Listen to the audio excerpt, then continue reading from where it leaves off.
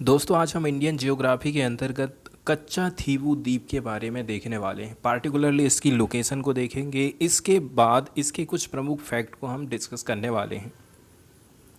Red dot से यहाँ पर कच्चा थीवू द्वीप को दर्शाया गया है। पार्टिकुलरली यदि हम देखें तो इंडिया और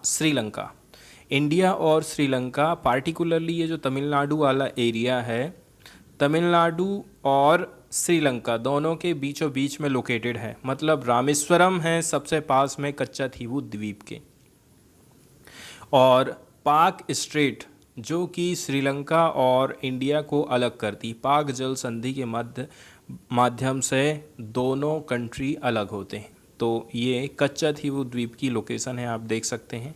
श्रीलंका में सबसे पास वाला जो एरिया है वो जाफना है, और इंडिया की तरफ से देखा जाए तो वो रामेश्वरम वाली जगह है जो कि इसके एकदम पास में पड़ता है।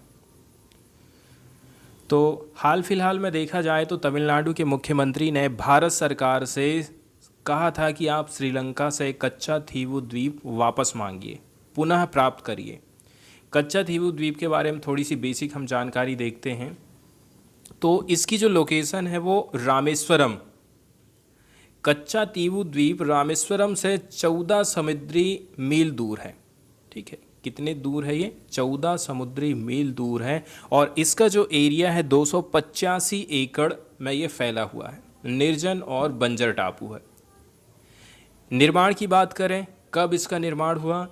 इस द्वीप का निर्माण हुआ था 14वीं शताब्दी में ज्वालामुखी फटने से, ज्वालामुखी विस्फोट से चलते चलते इसका निर्माण हुआ था। पाक जलरंगरू मध्य में लोकेटेड इस द्वीप का स्वामित्व मूल रूप से देखा जाए रामनाद, मतलब वर्तमान रामनाथपुरम तमिलनाडु के राजा के पास में था। उस समय में शुरू में जब इसका निर्माण हुआ था तो हिस्ट्री में देखा जाए ना तो रामनाथ मतलब रामनाथपुरम तमिलनाडु के राजा के पास में इसका स्वामित्व था। ब्रिटिश शासन के दौरान भारत और श्रीलंका संयुक्त रूप से इसका प्रशासन देखा करते थे। कौन कौन? भारत भी देख रहा था और श्रीलंका भी इसका एडमिनिस्ट्रेशन देखा करता था।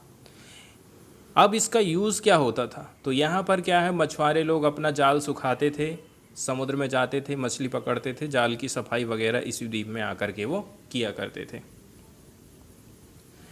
अब कच्चा थीवू द्वीप श्रीलंका के पास कैसे करके चला गया, यहाँ पर एक क्वेश्चन ही उठता है। तो जून 1974 में भारत और श्रीलंका के बीच में एक मेमोरेंडम ऑफ अंडरस्टैंडिंग होता है, एमओयू पर साइन होता है। ये पाक जल डमरू मध्य से एडम ब्रिज तक दोनों देशों के बीच जल क्षेत्र का सीमांकन करता है। एडम ब्रिज तक बता दिया कि ये एडम ब्रिज वाली जगह है, इधर का एरिया इंडिया का है और इधर का एरिया श्रीलंका का है। और जब ये सीमांकन किया गया था 1974 में, उस समय में ये श्रीलंका के अंडर में चला गया था। संयुक्त रूप से ये कहा गया था कि ये सीमा ऐतिहासिक साक्ष्यों और अंतर्राष्ट्रीय सिद्धांतों के अनुरूप निर्धारित करी गई है। मतलब ये जो सीमा बनाई गई थी वो ऐतिहासिक साक्ष्य के हिसाब से इसको तैयार किया गया था।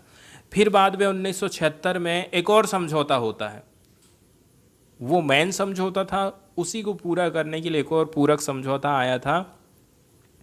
इसमें कहा गया था कि दोनों देशों के मछुआरे प्रादेशिक समुद्री क्षेत्र और विशेष आर्थिक क्षेत्र में श्रीलंका या भारत की अनुमति के बिना मछली नहीं पकड़ सकते।